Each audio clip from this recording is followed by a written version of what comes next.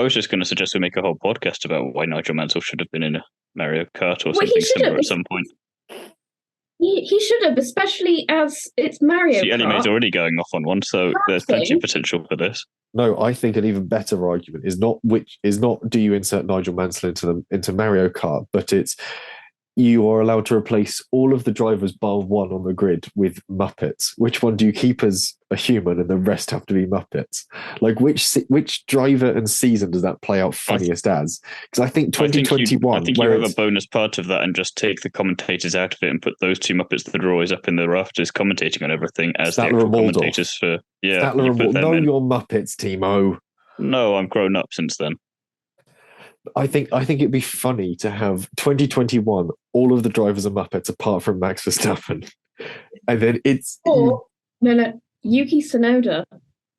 What, so he's the same height as the Muppets? Yeah, basically. No, because I think it'd be absolutely hilarious to have, Sam the Eagle playing Toto Wolff and smashing a pair of headphones into a table, because that would be funny. And I think... Keep them all by the TV. I think there's so many different ways you can play this out, but at the end of the day, I think it's innately funny that, of course, Max Verstappen is the world champion. He's the only one that's not a Muppet, and therefore non-Muppety things fail to befall him. It's sort of like when you had Pierce Brosnan in a Muppet sketch, and everything seemed to go Muppety around him. I think it'd be fun to make Max Verstappen the only human and every other driver, team principal is a Muppet. I think it's funny if you simply have the 2021 season, everyone's a Muppet apart from Max Verstappen.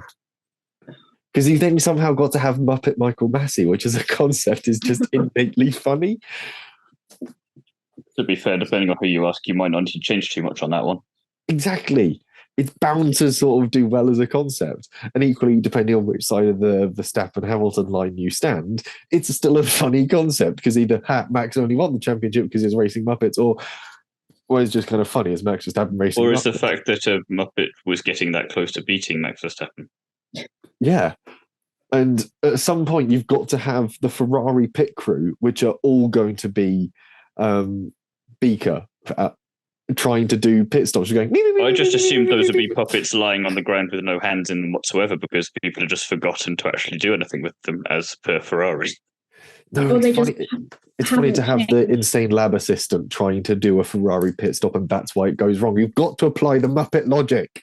You can't You keep the Ferrari mechanics because they're already Muppets.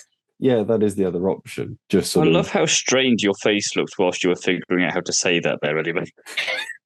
It's her thinking face. You just glue felt to the Ferrari mechanics, and there you are, Muppets.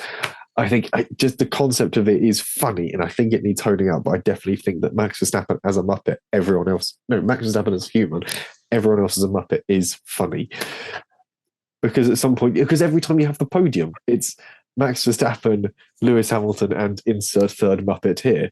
Imagine Shaquille O'Neal standing next somehow creating Muppet Shaquille O'Neal standing next to Muppet Lewis Hamilton, Muppet Sergio Perez, and just Max Verstappen. And somehow still being probably taller than everyone else. Exactly. You can have fun with the concept of Muppet Shaquille O'Neal and simply just make a pair of legs that are operated from just atop the screen, and that's it. It's just legs moving around. The concept of Muppetizing F1 is funny, and I think McLaren were onto something when they did the Carlos Sainz Lando Norris sort of parting ways thing. They were onto something. True. It was proto Formula Muppet, and I think that there is. Red Bull have also done that too, haven't they? They had puppets with Verstappen and Ricciardo a couple of years back. I think they did, yeah. Like, there's genuinely grounds to do it, because equally 2021, you've got Russell crashes into Bottas at Imola. Yeah. Imagine that portrayed by Muppets. And which, obviously, I think as your protagonist as Hamilton has to be portrayed by Kermit the Frog. Who's Miss Piggy? Christian Horner. Like the ultimate diva.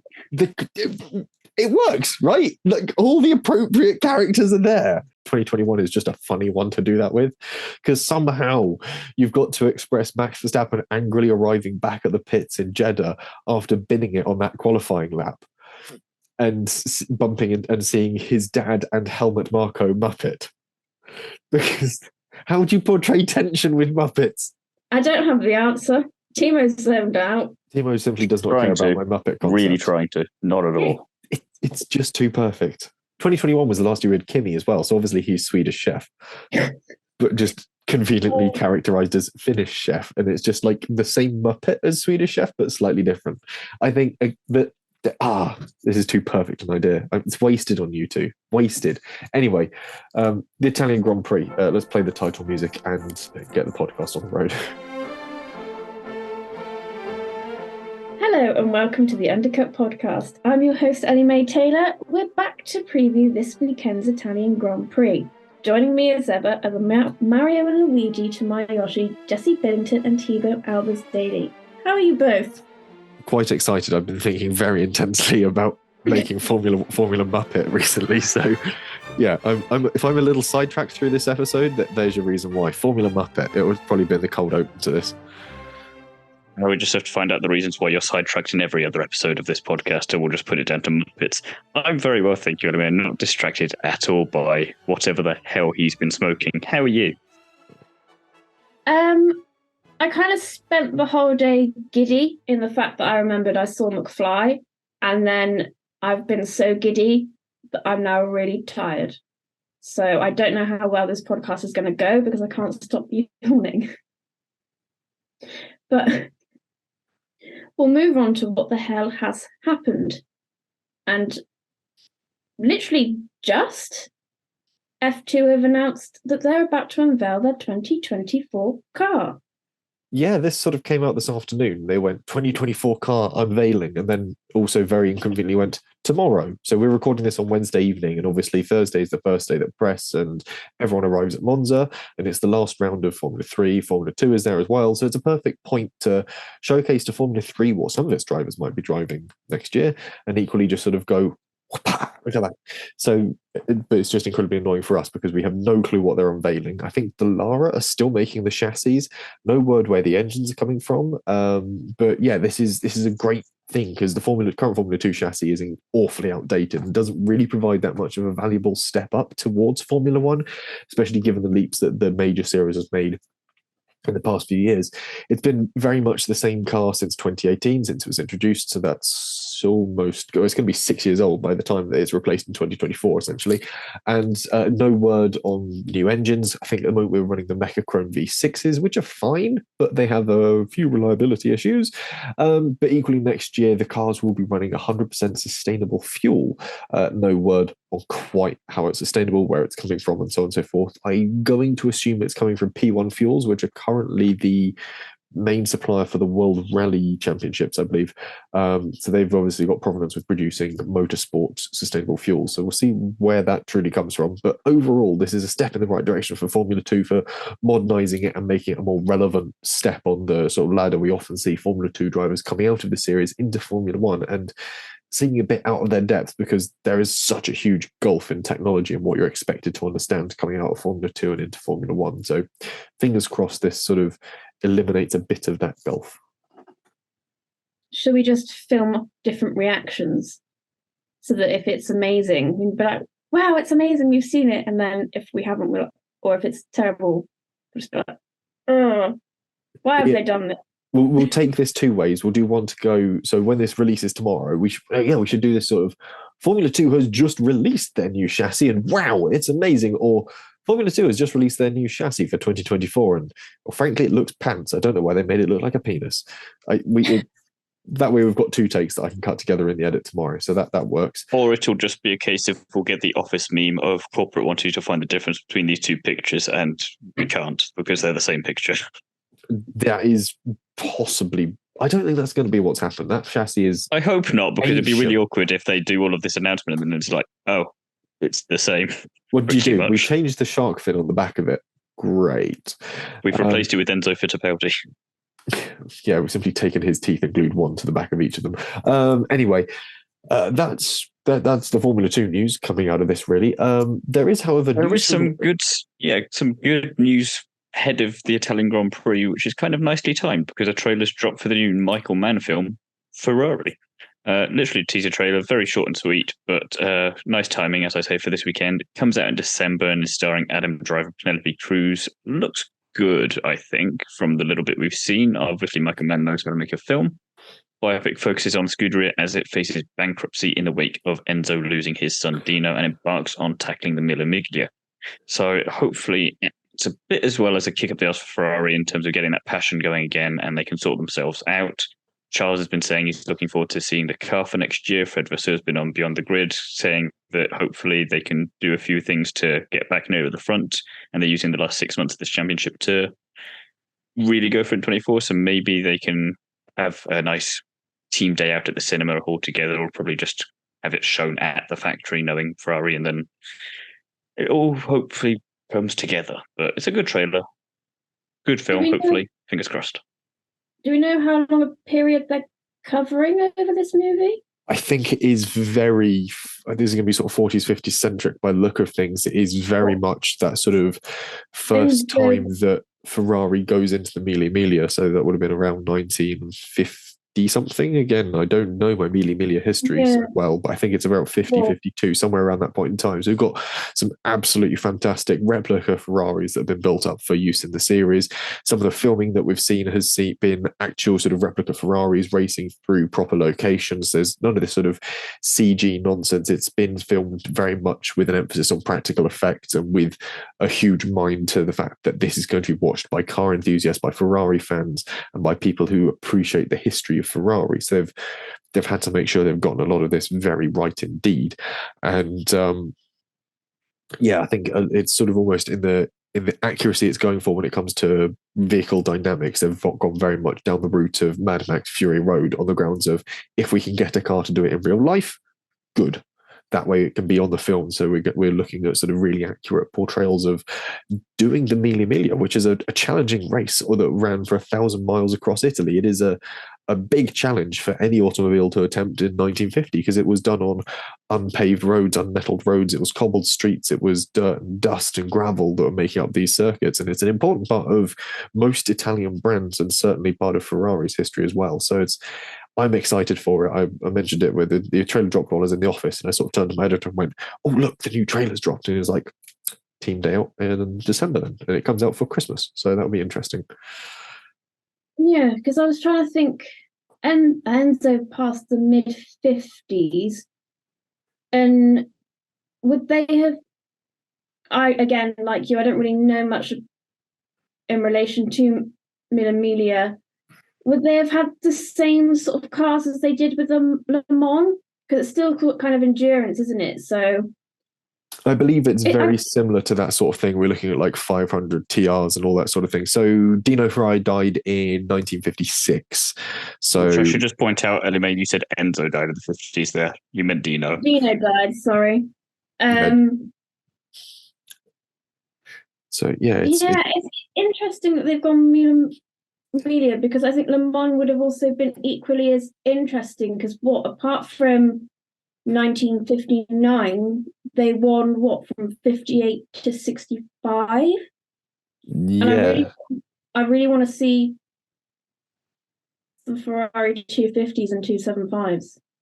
I mean, obviously, if we're looking into the 50s period, so 1956, spoiler alert for those of you who are going to watch the film, it's obviously aware history. Ferrari won with Castellotti in 56 with a Ferrari 290 Mille Miglia Spider Scaglietti, and then they won the year after that with a 315S with Piero Taruffi. So I think it's looking at the build up to it and the pressure of the team, because this was the first time that Ferrari would have won at Mille Miglia since, I want to say, the early 50s. So I think they would have last won around 1953 off the top of my head. So we're looking at like early 250s, 340 Americas. We're looking at some really interesting Ferrari history that's coming to the fore here, including where Ferrari came from. Like, they had the 166 was pretty much their first car, and I think that was built as their first road car, at least, and that was built as a competitor for the Mille Miglia. So a lot of their engineering nous came from this and was later applied to Le Mans. So it will certainly be interesting to see how this pans out and where they go from there. I mean, since then, the Mille Miglia is still run. It's still run using cars from that period, and it's pretty much dominated these days by Alfa Romeo 6Cs, so they're sort of big 1920s, 30s sports tourers. But that's by the by. We're getting sidetracked from the actual fact of the matter. Film's coming out, looks fantastic. Go watch it when it comes out in December. Other things that are coming soon, and this is very much a teaser of it, is I think it's pronounced Qiddya. This is the next location we're set to race in Saudi Arabia. It's set to replace Jeddah. Jeddah has always been sort of known for being the temporary street circuit. It looks quite temporary now. They've finished building the pit lane bits. This Qiddya is where we're supposed to be heading in Saudi Arabia. We're looking at a circuit that is going to be possibly longer than Spa.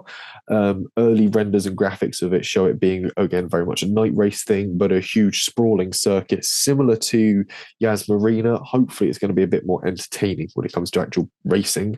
But equally, it's going to host the world's largest Six Flags theme park resort, the two other world record settings, roller coasters. There's going to be a large football stadium in there. It's going to be a huge complex that spans out beyond Formula One.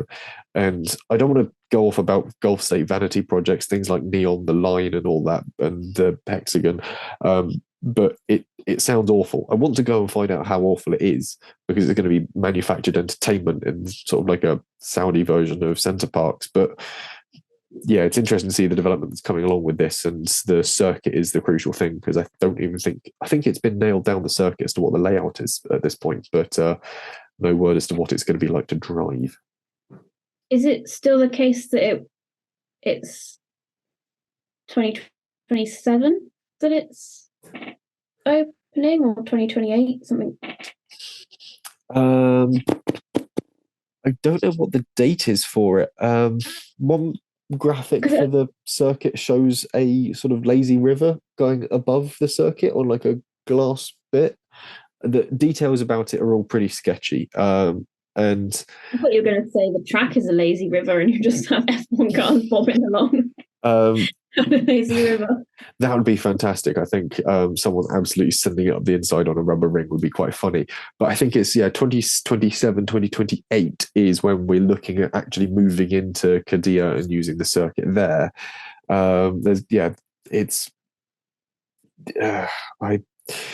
I'm morbidly curious about how well it comes off, and we'll see what happens. Obviously, at the moment, when it comes to holding races in Saudi, we're shuffling things around. Now they're at the start of the season. Unfortunately, this now collides with Ramadan going into the next year.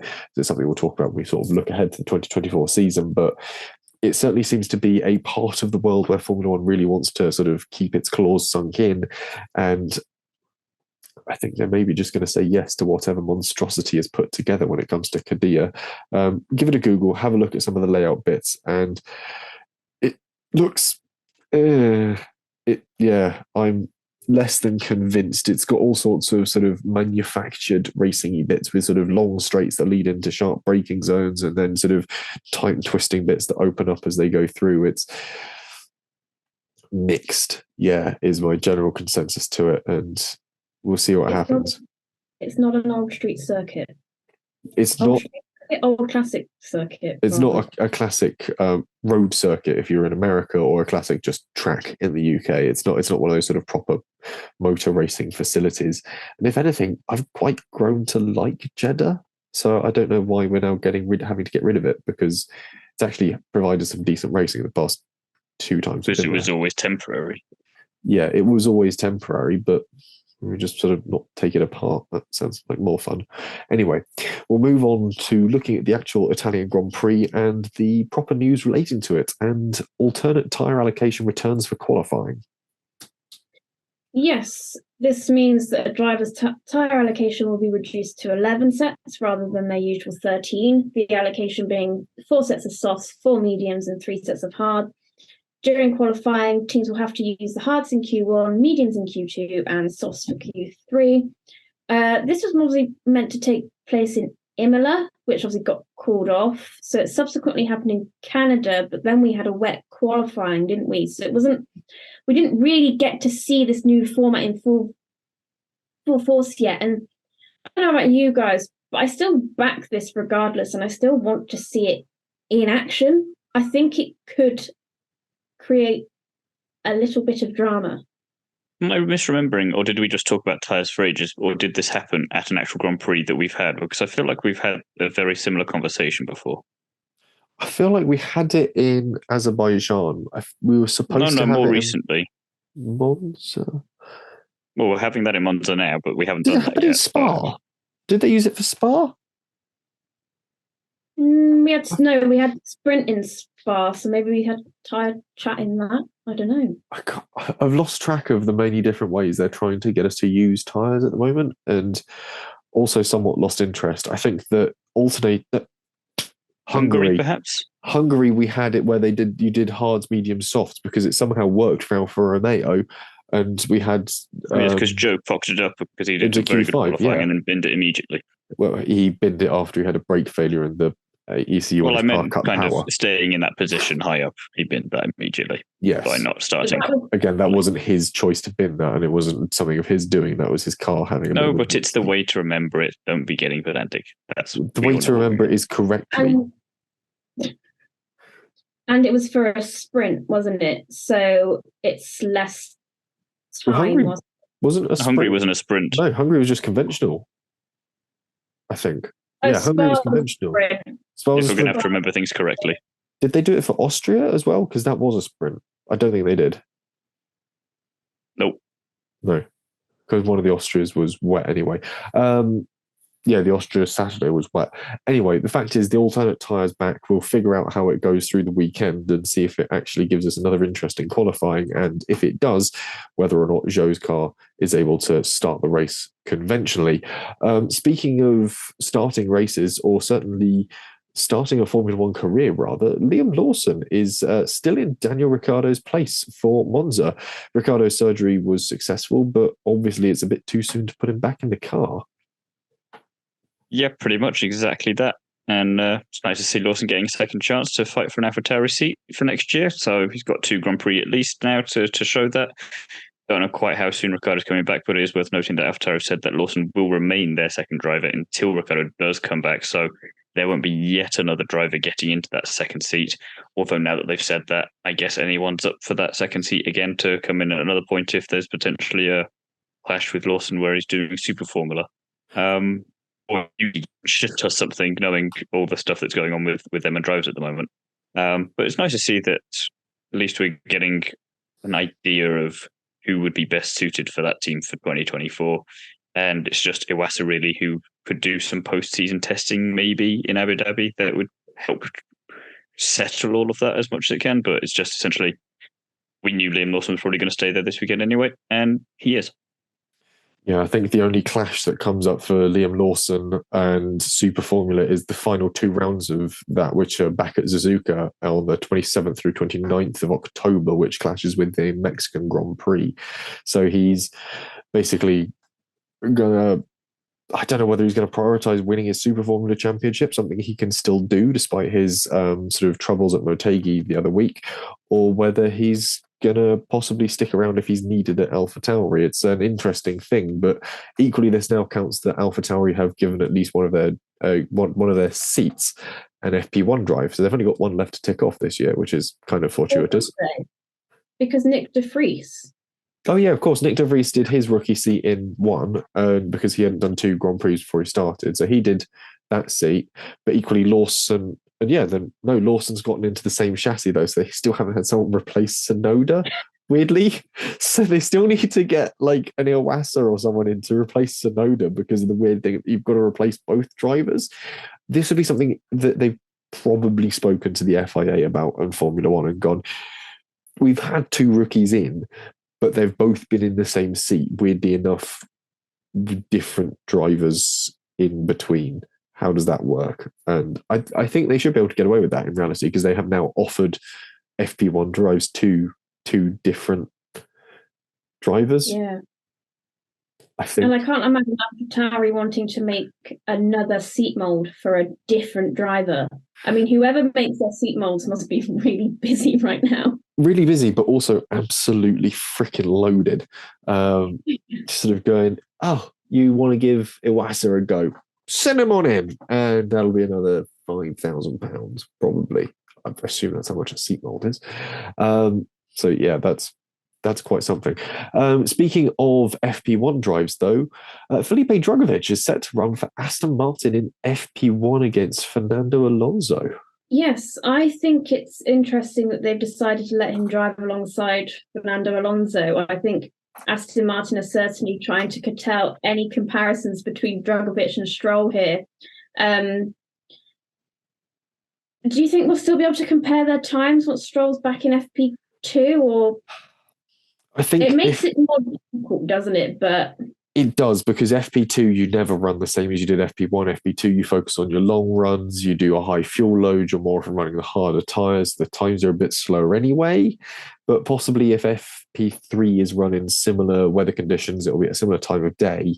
That might be the ones we compare. Obviously, it's not going to be completely perfect. There's still going to be different barometric conditions which do affect F1 cars, especially at high-speed circuits. So going to take whatever we see with a pinch of salt, I think is worth remembering. But if we're able to see performance relative to Alonso, not necessarily performance relative to each other, that's going to be a good marker. The performance against sort of yourself is not really what you're measured on in F1. The performance is against your teammate. That's your closest competitor. And how both drivers across the weekend perform against Alonso is going to be interesting. And we certainly saw that at the start of this year, remember, during pre-season testing, where we had Drugovich in that seat driving against Alonso pretty competitively. And then we mentioned it a lot in the review episode, which has gone live on Spotify, will go live on YouTube. Certainly before this episode comes out, Ellie May and I do talk at a fair length about the problem of Lance Stroll. And the fact is, I think we came to the conclusion you've got to get rid of him to actually get that team to progress forwards, because at the moment he's not performing anywhere close to where he needs to be. Not going to happen, though. It is going to happen, because he's going to put his foot down and say, Dad, I'm simply living out your dream. It's going to be like that moment from every straight to VHS Disney film where they go, Dad, this isn't my dream. This is yours. And then he goes off and plays tennis. It's going to be that moment. Yeah. Or, Dad, this is your dream, not mine. My dream is to own horses. That's usually a Disney film thing. So, yeah, we'll see what happens there. But he has the hair for it, I think. I reckon, tennis or horses? Horses. I reckon, take off the riding hat and then just sort of swoops a bit. And that is how they measure jockeys, to be fair. They always look at the hair first rather than anything else, and they decide on that factor alone. So it's bang on. Yeah. He would have good riding hat hair, I think Lance Stroll would. Mm. Yeah, I think that's... I have terrible riding hat hair, because all it does is clamps down this bit, so I sort of have the world's weirdest mullet at that point. Other things that are going to make absolutely no difference to performance or anything else for that matter. Ferrari are running a special livery with their return to some yellow patches this weekend. And it's also got additional flashes of black, as seen on the Ferrari's 499P hypercar that won the 24 Hours of Le Mans earlier this year. Goes on the helmets, goes on the race suits to get some pretty colours, to get all the fans happy. Will it work this weekend and get them back on the top of the podium? No, probably not. Curse of the special livery, although Carlos Sainz's retro-styled helmet does look really cool. One, curse of the special livery. Two, the car is pretty atrocious at the moment compared to the competitors. And 3 pit stops. Yeah, pit stops. At least there's not a huge chance of rain, which... Now you've done it.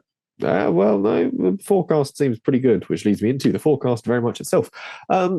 Thursday is looking calm, dry, and fairly toasty at 26 degrees Celsius, providing plenty of premium conditions for teams to do setup checks and track walks. Friday is warmer still, but sees an increasing chance of rain and cloud coverage. The same can be said about Saturday, so the first halves of the feeder series action could again be dented by precipitation. Sunday, though, is going to be dry and 28 degrees Celsius, so hopefully Ferrari won't forget to bring out the wet weather tyres, or maybe they'll remember and simply fit them in dry conditions. We'll wait and see what happens there, but that really opens up. Yes, yeah, but they sort of fit the wet weather tyres because they sort of get hotter a bit more and they smoke a lot more for burnouts and skiddy bits. So there's a logical reason as to why they run on the wet tyres in demonstration bits. It's because they smoke better. But anyway, that's not the point. What we're going to move on to is which on-track battles should we look out for, and I'll do this in my usual way of ascending order through the championship. So we start with the team that has 2 drivers in 21st and 22nd in a 20-driver championship. It's Alpha Tauri, and I don't think there's really much chance for anything interesting to happen here unless they bleed off all the downforce from that car. Although we did mention on the pre-review episode of the Dutch Grand Prix that Alpha Tauri's and Toro Rosso's and Minardi's do go well at Monza, especially with rookies in them. So we'll wait and see what happens there. We did sort of like to speculate the idea of a Liam Lawson win. I think that was quite a funny concept. But whether it comes true is yet to be seen. After that, it is, off the top of my head, it goes straight to Alfa Romeo, who are again going to be hoping for a competitive weekend, but ultimately this comes down to making the most out of qualifying and then hoping they've got a car that's fast enough to not be overtaken. Haas will be looking for very much the same sort of thing because, of course, they share a power unit with Alfa Romeo. Although at one point, I think Alfa Romeo managed an on-track overtake against Ferrari, so it's customer team overtaking manufacturer, which wasn't a good look. Ferrari will be hoping that that doesn't happen again, certainly on home soil. After Haas comes Williams, who had a good form off the summer break and equally had a good form coming into it. Whether that's able to continue coming into Monza is a different question, though their car does seem to be a bit of a straight line specialist. So there could be a chance for some more Albon points. They were hoping for a P6 last weekend. They might be able to achieve that this weekend. After them comes Alpine, who had a good haul of points with obviously their Pierre Gasly third place in Zandvoort. Whether they're able to sort of carry that forwards is going to be an interesting one. Much like McLaren, straight line speed is not really their advantage on the circuit. McLaren very much hoping that there's going to be a lot of battles going on through the likes of Curva Grande or through the Ascari chicane or Parabolica, where you've got these big high speed corners where the McLaren is very much in its own element, but certainly not in a straight line. Then comes the tricky subject of how is Ferrari going to do at home? The answer, not very well, most likely. The car didn't seem to be particularly adept around Zandvoort, but hopefully the open spaces of Monza give them a bit more to fight with. Mercedes and Aston Martin are going to be fairly closely entwined, both sharing a power unit. It really comes down to who has the most aggressive setup when it comes to aerodynamics. And then at the top of the tree, it's Red Bull. I think they're pretty indomitable at this point, and I think someone's going to be lucky if they're able to beat Max Verstappen this weekend. You might finally break the Monza curse where you win and then you suffer and then you win and then you suffer. So we'll see what happens there. And crucially, what happens with our predictions. Pole position, it's a mixed bag from the three of us. I say mixed, semi-mixed, 2/3 mixed. You're the one that's mixed and a little bit on something. I might have had a lot of... Very well played there, anyway. Very well played. I had a lot of coffee at work today. Specifically, doesn't explain it the rest of the time, but do explain your pole prediction. I think Williams are going to go for a really, really streamlined setup and know that the ground on their car, the floor on their car now generates the downforce that they need to get through the high-speed corners. The slow-speed corners are going to be a bit of a problem, but they figured they'll probably get to that bridge and cross it when they need to. But in between, it's going to be an absolutely rapid car, especially through one lap. So Albon might do all right here and bag a pole position. You two have gone boring and gone for Max Verstappen. Ultimately, it's going to score you points, but you're not going to have quite as much fun through the weekend. I don't know. I've seen the rest of my predictions. I'll still have a bit of fun, I think. This is true. I did look at yours and think that you had simply sort of spun a big wheel with all 20 drivers on it and simply stopped it at several points and gone that.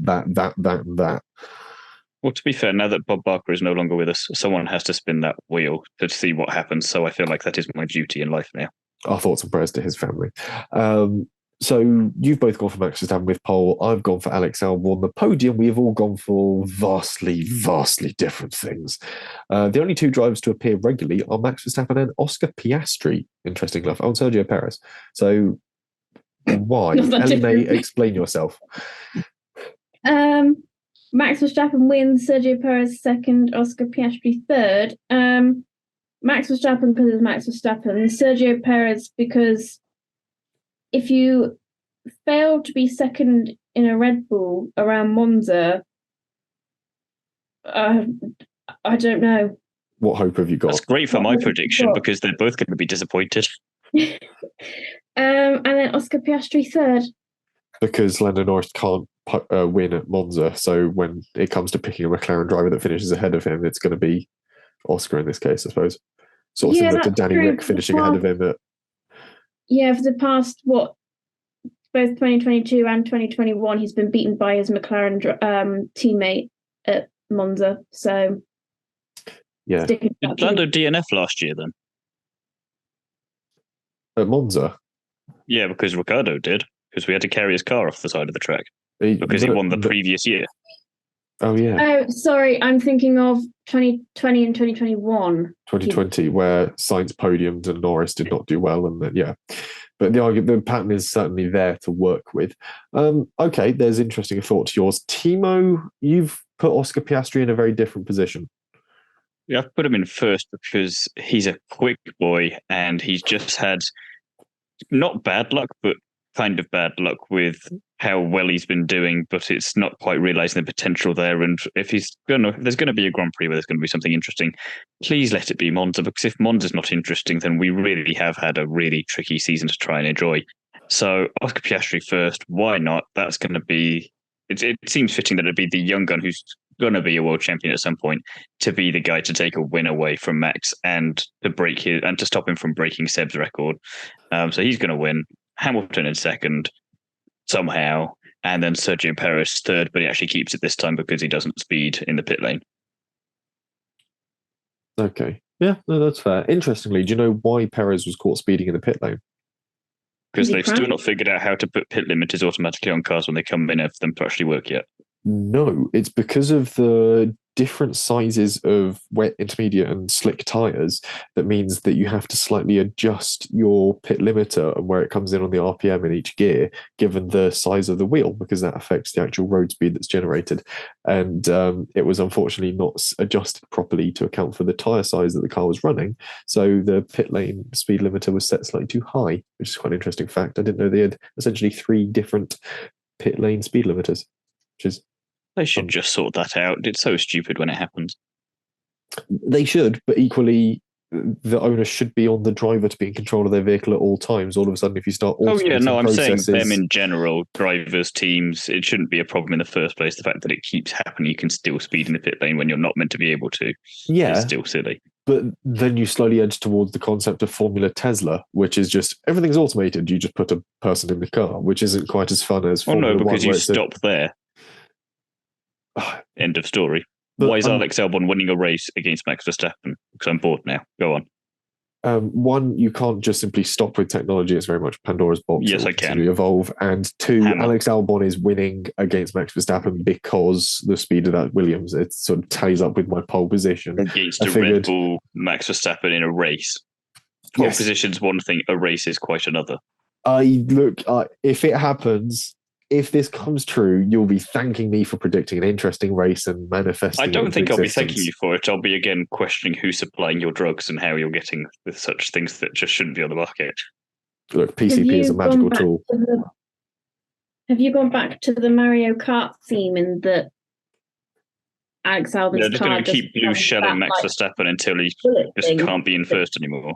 Yeah, it's a combination of bullet bills, magic stars, mushrooms, magic mushrooms, and blue shells. Yeah, all those sort of things. I've now got the when you get like the power up star music running through the back of my head. Carlos Sainz third place, that rounds out my podium. Albon, Verstappen, Sainz in that order, first, second, third. Fastest lap, we'll stick with Carlos Sainz. Timo, that's your choice. You're still sticking with him until it happens. Carlos Sainz. Ellie May, Fernando Alonso. Yeah, why not? Fair play. Perfect reasoning. And I'm very much sticking with the Alexander Albon hype train here. At this point, too far gone to do anything about it. Wild predictions. Timo, you got yours last week, actually. I was very impressed. What was mine last week? I don't even remember making it. Yours last week was written into the spreadsheet as over 40 plus overtakes, and we got 186. Fuck me. We got over... I genuinely didn't think we'd get over 40. You really didn't think we'd get over 40. In fact, I have the fun fact, which was we had over. Where's the note? 63 overtakes in lap 3 alone. Interesting. So if the race had stopped Tapped then, into my weird power again. yeah, if the race had stopped then, you'd have still won that point. So are you going to I'm kind of keeping that? this with what my podium prediction is. That helps this as well, but I'm still covering myself off even if Piastri doesn't win here. So this will be the first Grand Prix of 2023 where a Red Bull doesn't win. And to be honest, as much as I'd love it, Piastri, I'm really not fussed who it is, as long as it happens. As long as it's not Verstappen or Perez. Well, as they're in Red Bull, yes. Okay. What if there's a different driver in a Red Bull? Ooh. Well, then we've had a wild weekend. But, we'll just accept it for as it is. Yeah, could we have Lawson bumped up or Tsunoda bumped up and all of a sudden Iwasa's got to run I think F2 we stick Iwasa in the Red Bull. For why not? Yeah. But that would be the first time since probably like the 60s or 70s since someone's running F1 and F2 in the same weekend. Like I know Jim Clark used to do that. He used to do F1 and F2 at the same time. So it'd be impressive if they do that. Ellie May, your wild prediction? George Russell outscores both McLarens. And this is the combined points, is it? Or I mean that he finishes the race higher in a higher than both of them than the other two drivers. Okay. Not cumulative score. No. McLaren simply finishes ahead. I of thought both she was McLarens. being ballsy with that one. I was gonna say you're relying on sort of like a 1 and a 2 pointer for McLaren to at least hope that Russell's ahead of that sort of thing. Otherwise, it quickly adds up. I meanwhile have kept with my completely mad thought process of Logan Sargent top 8. I mean, it's not that wild when you think about it. No. Yeah, Alex Albon's winning it. Yeah. Well, no, I'd rather. I think that's the most believable bit of all of his predictions so far. Which the irony being, it's in the wild prediction section. You don't think Carlos Sainz could get third place at the Italian Grand Prix? Not with how they're going this year, mate. No. Okay. I mean, the fact that you put Carlos there and not Charles is the funny bit there. Yeah, that was the other part. I was like, Charles bad luck's going to carry on. It's going to chase him into Monza, and Sainz is going to finally be the other Ferrari driver that's got onto the podium, because at the moment it's not looking great for Sainz and Stroll, because they're the only drivers they're the drivers who've had teammates podium and they haven't yet. When you look at all the other teams where they've had one driver on, they've also had the other driver on. Both Alpines have podiumed, both Red Bulls have podiumed, both Mercedes drivers have podiumed, but only Charles and Fernando have podiumed, not Sainz and Stroll, which is interesting. Yes, because is Sainz still in the top? Oh, both Alpines have podiumed as well. Yeah, both Alpines are podiumed as well. Yeah, it's easy to forget that one, weirdly. Is Sainz still in the They're top? A forgettable team. Because for ages, it was that he was the only driver in the top 5, wasn't it, that hadn't scored a podium yet? Well, Sainz is still in the top 5. He came up into the top 5 off the back of the Dutch Grand Prix. And again, yeah, still no podium. Hamilton ahead of him, Alonso ahead of them, Perez ahead of them, and Verstappen ahead of him. All have podiums. Sainz is the highest placed driver with no podiums. Behind him, he's then got Leclerc, Russell, Norris. All of them have podiums, and then it's Stroll as the next driver with no podiums. So interesting there. And then obviously behind Stroll, Gasly and Ocon, who both have podiums. The positive spin on it for Sainz is that consistency is key. It does seem to be panning out that way for the boy. He's just slowly bagging these points and coming home ahead of Charles, and it's working.